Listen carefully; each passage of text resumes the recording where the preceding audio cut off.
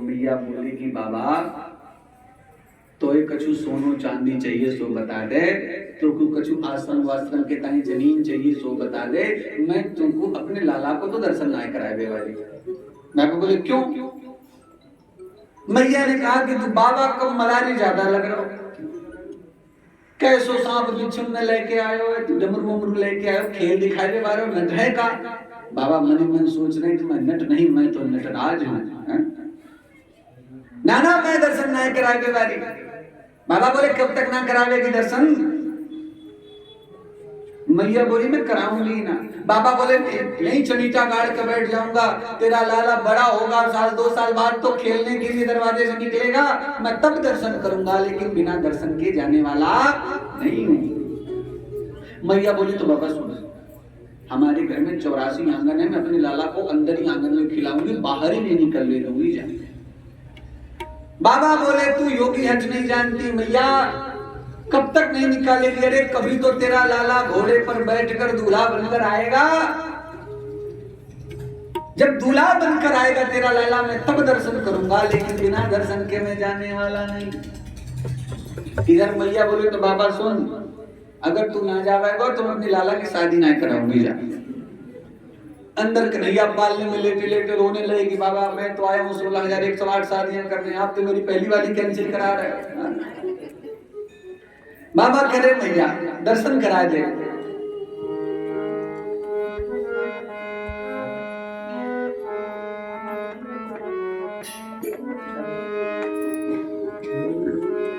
आइए जरा बाबा प्रार्थना कर रहे हैं मैया से, हम लोग भी बाबा के स्वर में स्वर मिला के जरा उस लीला का दर्शन करें। देखो आज की जो कथा है ना, आज से कथा सुनने वाली कथा नहीं है, आज से तो कथा देखने वाली कथा है कि कैसा दृश्य होगा वहां। बाबा कह रहे हैं दे दो दर्शन, दे दो दर्शन,